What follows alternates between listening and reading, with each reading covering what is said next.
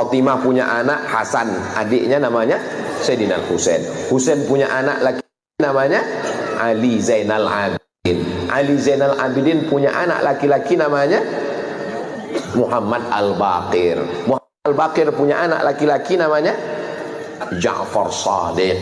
Ja'far Shadiq punya anak laki-laki namanya Ali Al-Uraidi. Ali Al-Uraidi punya anak laki-laki namanya Muhammad An-Naqib. Muhammad An-Naqib punya anak laki-laki namanya Isa Ar-Rumi. Isa Ar-Rumi punya anak laki-laki namanya Ahmad bin Isa Al-Muhajir. Kenapa disebut Al-Muhajir? Karena dia pindah dari Irak ke Tarim. Ya Tarim, ya Tarim, ya Tarim, ya Tarim, Syailillah, Syailillah, Syailillah, Syailillah. Itulah maka disebut dengan Tarim. Memang Nabi pernah mendoakan Yaman, ya. Allahumma barik lana fi yamanina, Allahumma barik lana fi yamanina, Allahumma barik lana fi yamanina. Berikan berkah kepada negeri Yaman. Memangnya ada sahabat Nabi yang dari Yaman? Oh, sahabat Nabi Mu'adz bin Jabal. Sahabat Nabi Abu Hurairah, sahabat yang paling banyak meriwayatkan hadis. Ad-Dausi, satu kabilah dari Yaman. Ada orang Yaman yang hebat. Nanti kalau dia datang ke sini, kamu minta doa sama dia, doanya makbul. Siapa dia ya Rasulullah? Kami yang ikut perang denganmu. Kenapa kami minta doa? Pokoknya kalau dia datang ke sini, minta doa. Nabi meninggal baru dia datang. Ternyata dia tidak ketemu dengan Nabi walaupun hidup di zaman Nabi. Dia tetap berada di Yaman karena dia menjaga ibunya. Dia adalah Uwais Al-Qarni dari Yaman. Setelah Nabi meninggal baru dia datang. Dialah yang menggendong ibunya. Dari kecil dia menggendong kambing, dia gendong anak onta. Supaya apa? Latihan supaya bisa menggendong ibunya dari Yaman, berjalan kaki ke kota Makkah Al-Mukarramah. Yaman negerinya para ulama. Lalu kemudian pindahlah Ahmad bin Isa Al-Muhajir ke Tarim. Lalu dia punya anak laki-laki namanya Ubaidullah. Ubaidullah punya anak laki-laki namanya Alawi. Alawi inilah yang Ba'alawi. Ba'alawi maka disebut mereka keturunan dari Ba'alawi. Kalau disebut Ba'alawi, itulah dia keturunan-keturunannya, itulah dia As-Saggaf, Al-Jufri, Al-Haddad bin Syihab bin Yahya bin Syekh Abu Bakar, Habib Lutfi bin Yahya, Habib Rizik bin Syihab. Lalu kemudian Syekh Abdul Qadir As-Saggaf, Al-Attas. Kita selalu mengamalkan Ratib Al-Attas, Ratib Al-Haddad. Jadi kalau ada orang yang mengecam Al-Habaib Ba'alawi, maka sesungguhnya dia sudah meruntuhkan Ratib Al-Attas, Ratib Al-Haddad. Kerjaan siapa ini? Kerjaan komunis. Adapun masalah urusan-urusan menentukan menetapkan nasab dengan selain daripada ini namanya istifadhah. Di kampung itu sudah didengar ini nasabnya ke sana, selesai. Ada masalah yang lain-lainnya, Anda tidak suka masalah qiyafah, masalah DNA dan sebagainya. Itu bisa saja digunakan, tapi dalam keadaan tertentu. Ada pada zaman dulu namanya qiyafah. Mungkin zaman sekarang ada DNA misalnya. DNA itu memang ilmiah, tepat, benar. Tentunya dengan catatan yang menjalankan orangnya jujur, tidak akan dirubah. Ada itu. Tapi itu kapan diberlakukan? Para ulama memberlakukan hal-hal seperti itu. Qiyafah itu misalnya di antara persengketaan. Contoh, ada dua orang melahirkan, ibu ditaruh di tempat bayi. Rupanya susternya lupa, ketuker, sama-sama putih. Aduh kacau nih, anak yang mana ini? Ketuker. Akhirnya semuanya pengen anakku yang mana? Untuk ngetes pakai DNA supaya ketahuan mana anaknya. Atau orang direbutkan nasabnya, ini direbut nasabnya ini di sini. Kira-kira menetapkan nasabnya siapa? Bukan ngotak-atik nasab yang sudah ada, bukan. DNA adalah masalah ilmiah, jangan diingkari, itu masalah ilmiah. Cuman untuk apa? Di dalam dunia syariat ada namanya pernikahan yang sah. Selagi pernikahan sah sudah cukup. Bahkan kalau ada orang datang, ini adalah anakku, nggak usah kita punya kapan nikah, istrimu siapa, nggak perlu. Cukup dia mengatakan ini anakku, kita percaya, selesai. Selagi akal tidak mengingkarinya. Misalnya ada orang ngaku itu anakku, dia lebih tua, kan bohong. Sederhana sebetulnya, makanya perdebatan yang panjang itu bagi kami adalah unik. Ngapain harus semacam itu? Dari dua belah pihak kami sampaikan, diam, sudah selesai, jangan dibahas. Umat jadi bingung. Dan saya tidak mengerti apakah omongan kami nanti dibilang, terserah Anda mau bilang saya tidak mengerti dan sebagainya. Saya bukan urusan dengan Anda yang mengatakan saya tidak mengerti. Akan tapi saya punya kewajiban bahwasanya, jika Anda mengatakan bahwasanya saya ada anaknya keluarga itu, saya cukup percaya, tidak usah saya cari manakah aktemu, tidak perlu. Cukup, selesai. Sampai di sini wahai hamba Allah. Ingat, dzurriyyah Nabi SAW agung. Dzurriyyah Nabi Muhammad adalah mulia. Kalau permasalahannya Anda marah dengan sebagian dzurriyyah Nabi misalnya, tidak boleh Anda jadikan marah kepada semua dzurriyyah Nabi. Marah satu orang mungkin bikin kesal Anda. Namanya manusia, dia bukan maksum. Anggap saja kalau ada anak-anak Anda yang bandel, masa Anda sembelih? Kan enggak. Ya perlu dikasih sayangnya sederhana. Mohon maaf kepada semua yang berselisih paham dari dua pihak kelompok. Ini kebetulan pertanyaan ini baru sekarang. Saya tidak pernah membongkar masalah ini kecuali ditanyakan begini. Karena bagi saya itu enteng, tidak ada permasalahan. Kenapa? Apa yang direbutkan? Apa yang dipermasalahkan? Sudah jelas, ini sudah jelas dari dua kubu besar yang berkata itu adalah semuanya adalah sederhana. Ya selesai, tolong Anda tidak usah bergeming. Pokoknya dikasih satu kelompok dimanapun Anda menemukan, jika kelompok itu masyhur di kalangan keluarganya, dia punya nasab sampai Nabi Muhammad, cukup Anda percaya, tidak usah Anda otak-atik. Selesai, sampai di sini saja. Setelah itu Anda akan tentram hati Anda, dan semoga Allah mengampuni semuanya, mengangkat derajat semuanya. Dan harapan kami kepada dua kubu yang berselisih ini, segera tenang, jangan dilanjutkan seperti itu. Ingat, umat Nabi Muhammad, kita punya kewajiban besar, yaitu menanamkan kecintaan kepada Rasulullah SAW. Sebenarnya saya tidak mau ngomong soal ini, tapi mau tidak mau saya harus bicara, gitu ya.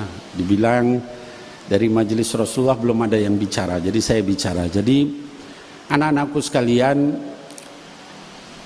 ada seorang ulama besar yang hidup lebih kurang sekitar 1000 tahun yang lalu, yaitu Al-Imam Ahmad bin Isa, atau dikenal dengan Al-Imam Ahmad Al-Muhajir, atau dikenal dengan Al-Muhajir ilallah. Beliau itu lahir sekitar tahun 260 atau 265 Hijrah dan wafat sekitar tahun 345 Hijrah. Kalau sekarang 1445 berarti sudah lebih dari 1000 tahun yang lalu. Akhlak ulama 1000 tahun yang lalu itu jauh dengan orang-orang saat ini. Ibadah mereka, waraknya mereka, zuhudnya mereka, khusyuknya mereka, takutnya mereka sama Allah Subhanahu wa ta'ala itu jauh-jauh dengan apa yang kita alami saat ini di zaman ini, jauh sekali. Al-Imam Ahmad bin Isa itu adalah keturunan keempat dari Al-Imam Ja'far As-Sadiq rahimahullah ta'ala anhu. Ya, jadi Ahmad Al-Muhajir bin Isa Ar-Rumi bin Muhammad Al-Bagir bin Ja'far As-Sadiq. Dan Imam Ahmad Al-Muhajir atau Ahmad bin Isa ini adalah keturunan ke-8 dari Al-Imam Ali bin Abi Talib karramallahu wajhah wa sayyidatuna Fatimah Az-Zahra binti Rasulillah sallallahu alaihi wasallam. Kalau ditarik sampai kepada Nabi Muhammad sallallahu alaihi wasallam, beliau adalah keturunan ke-9, masih dekat dengan Rasulullah sallallahu alaihi wasallam. Beliau hidup 1000 tahun yang lalu. Beliau asalnya tinggal di Basrah dengan segala macam kenikmatan, kekayaan. Lalu beliau meninggalkan itu semua untuk dakwah di jalan Allah melalui jalan ribuan kilometer dari Basrah di Irak sampai ke Makkah, ke Madinah dulu, tinggal setahun di Madinah dekat dengan buyut beliau yaitu Nabi Muhammad sallallahu alaihi wasallam. Lalu kemudian beliau ke Mekah, setelah itu untuk haji, lalu melanjutkan perjalanan ribuan kilometer ke Yaman, Dau'an, daerah yang kering jauh dengan Basrah, yang penuh dengan sungai, penuh dengan pohon-pohon, dengan tumbuhan, dengan segala macam. Meninggalkan harta begitu banyak, kebesaran, kekuasaan dan sebagainya yang beliau miliki, hanya untuk dakwah di jalan Allah di negeri yang penuh dengan tandus kering, di Hadramut, di Yaman bagian selatan. Al-Imam Ahmad rahimahullahu ta'ala punya anak namanya Sayyidina Ubaidillah bin Ahmad bin Isa. Sayyidina Ubaidillah punya anak namanya Alwi bin Ubaidillah bin Ahmad bin Isa. Sayyidina Ubaidillah ini menurunkan banyak sekali aulia dan ulama. Salah satunya adalah Al-Imam Umar bin Abdurrahman Al-Attas, yang ratibnya dibaca hampir di seluruh dunia. Orang membaca Ratibul Attas itu adalah keturunan dari Al-Imam Ahmad Al-Muhajir rahimahullah ta'ala anhu. Kemudian juga ada Al-Imam Abdullah bin Alawi Al-Haddad, yang kitabnya Nasaihud Diniyah wal Wasaya Imaniyah, Adab Suluk Al-Murid dipelajari di seluruh pesantren, bukan hanya di Indonesia, sampai ke berbagai negara. Ulama-ulama besar. Kemudian dari para ulama-ulama besar ini, nasabnya diakui oleh juga ulama-ulama besar. Sekali berimam Al-Imam Ibnu Hajar Al-Haytami, ahli fikih, ahli hadith, ahli tazkiyatun nafas, fatwanya dipegang di dalam madhab Imam Syafi'i, yang mensahihkan nasab dari Al-Imam Ubaidillah bin Ahmad Al-Muhajir, yang anaknya adalah Alwi. Itu disahihkan nasabnya oleh Imam Ibnu Hajar Al-Haytami, disahihkan juga oleh Al-Hafiz As-Sakhawi. Al-Hafiz As-Sakhawi ini adalah ahli hadith. Kalau kita di sekarang orang dibilang hafiz hadis, paling hafiz berapa hadis? Antum ada yang hafiz 10 hadis, 20 hadis, mungkin 40 hadis, Al-Arba'in An-Nawawi. Insyaallah kalau di majelis Rasulullah sudah hafal semua Al-Arba'in An-Nawawi insyaallah. Amin. 40 hadis Riyadhus Shalihin mungkin antum hafal. Al-Hafiz As-Sakhawi ini hafal lebih dari 100.000 hadis berikut sanad dan matannya di luar kepala. Kalau kita nyebut hadis itu, misalnya Sayyidina Umar ibn al-Khattab, an Umar ibn al-Khattab radhiyallahu an Rasulillah sallallahu alaihi wasallam qala innamal a'mal binniyat. Kita begitu kalau nyebut hadis. Atau an Ibni Abbasin radhiyallahu anhuma an Rasulillah sallallahu alaihi wasallam, ya, Nabi Muhammad sallallahu alaihi wasallam bersabda, dari Ibnu Abbas menyatakan ihfadillah yahfadka, ihfadillah tajid tujahak, dan seterusnya. Itu cara kita ngapal hadis. Kalau ulama-ulama yang disebut hafidz hadis itu membacanya an fulan an fulan an fulan an fulan an fulan an fulan an Rasulillah sallallahu alaihi wasallam. Lebih dari 100.000 hadis berikut sanad dan matannya. Sekali itu mensahihkan nasab Ba'alawi. Masih banyak lagi. Kalau dibilang ulama Nusantara siapa? Ada Syekh Ahmad Zaini Dahlan, mufti besar Makkah Al-Mukarramah, disebut sebagai Al-Imam Al-Haramain, gurunya ulama-ulama Nusantara. Syekhuna Khalil Al-Bangkalani, Syekh Khalil Bangkalan itu muridnya dari Syekh Ahmad Zaini Dahlan. Syekh Nawawi Al-Bantani dari Banten, muridnya Syekh Ahmad Zaini Dahlan. Syekh Mahfud At-Termasi dari Termas, ya, gurunya Hadratus Syekh Hashim Asy'ari, muridnya dari Syekh Ahmad Zaini Dahlan, ya. Syekh Yasin Al-Fadani, ya, itu juga muridnya dari Syekh Ahmad Zaini Dahlan. Itu mensahihkan nasab Ba'alawi.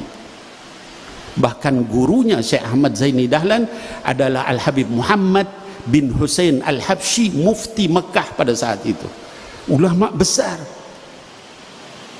Kalau kemudian ada yang menafikan nasab itu berarti menganggap semua yang tadi saya sebutkan itu nggak ada artinya. Ulama-ulama itu semuanya tidak benar, semuanya salah, semuanya bahkan menipu.